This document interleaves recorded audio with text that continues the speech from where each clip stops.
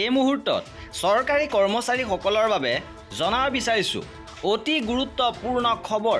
এবাৰ চৰকাৰী কৰ্মচাৰীলৈ গুৰুত্বপূৰ্ণ নিৰ্দেশনা জাৰি কৰা হৈছে। এই নিয়ম নামানিলে বিপদ হ'ব চৰকাৰী কৰ্মচাৰী।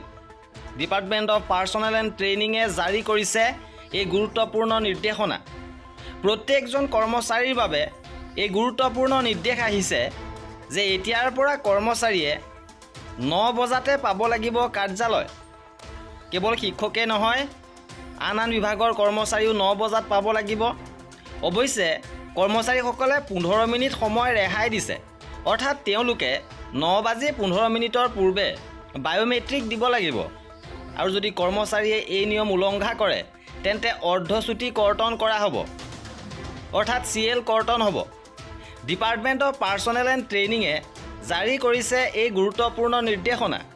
যেহেতু ৰাজ্যত শিক্ষকসকলৰ শিক্ষা সেতু উপস্থিতিত লৈ বৰ্তমান চৰ্চা চলি আছে আৰু এই মুহূৰ্ততে গুৰুত্বপূৰ্ণ খবৰ আহিছে যে এতিয়াৰ পৰা কেন্দ্ৰীয় চৰকাৰৰ অধীনৰ আন কৰ্মচাৰীসকলেও 9 বজাৰ ভিতৰত উপস্থিত হ'ব লাগিব আৰু 9:15 পূৰ্বে বায়োমেট্ৰিক উপস্থিতি দিব লাগিব।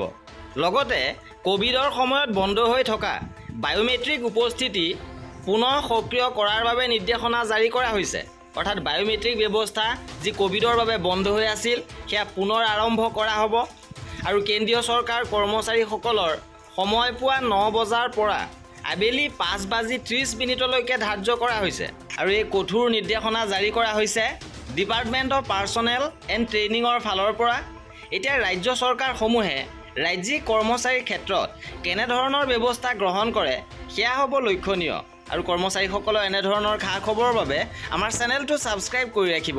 ভিডিঅ'টো শেষলৈকে চোৱাৰ বাবে বহুত ধন্যবাদ।